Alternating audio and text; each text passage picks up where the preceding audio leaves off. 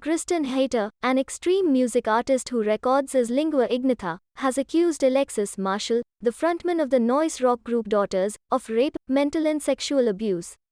In a statement tweeted by her, she wrote that she and Marshall were a couple from July 2019 until this past June. "I was subjected to multiple sexual assaults, rapes where I was fully penetrated while sleeping without my consent after I explicitly stated this was not ok with me," she claimed. Alexis obtained consent through deception, manipulation, and coercion. "I've decided to release my full statement about my experience at this time. Hopefully this will answer any questions and clarify timelines. Heavy content warning. https://t.co/5rz0x/7 Lingua. Unhinged KRAMPUS mom. IGNOTA. At Lingua_Ignota_. December 9, 2021. Both artists create transgressive, experimental music and have established cult followings and received critical acclaim for their music in recent years. Hayter has described her music as survivor anthems and depicts scenes of domestic abuse in her work.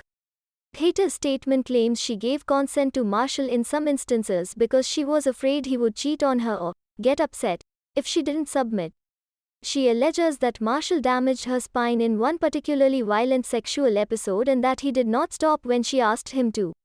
"I needed surgery to treat this injury, a massive lumbar disc herniation that created an emergency condition called cauda equina syndrome, which threatened permanent loss of bladder and bowel function," she wrote. Alexis continued to require constant sexual attention even though I was severely injured. She also accused Marshall of manipulating her and gaslighting her, and she claimed that his behavior worsened after he entered a 12-step program. She felt so distraught, according to her statement, that she attempted suicide in December 2020. Marshall, she claimed, was not supportive of her afterward.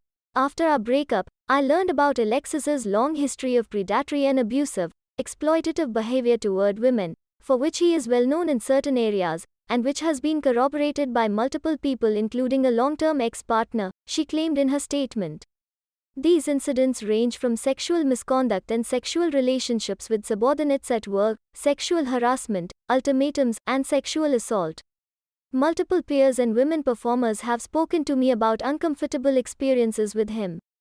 Alexis establishes trust with vulnerable women and then exploits them sexually.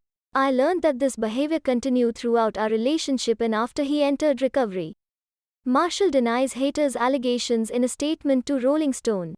"I absolutely did not engage in any form of abusive behavior towards Kristen," he says. "Kristen is a person that I loved and cared deeply for. However, our relationship was unhealthy for both of us.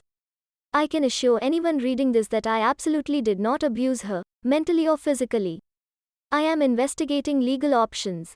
Hayter ended her statement by saying she is seeking therapy to treat the aftereffects of the alleged abuse she suffered.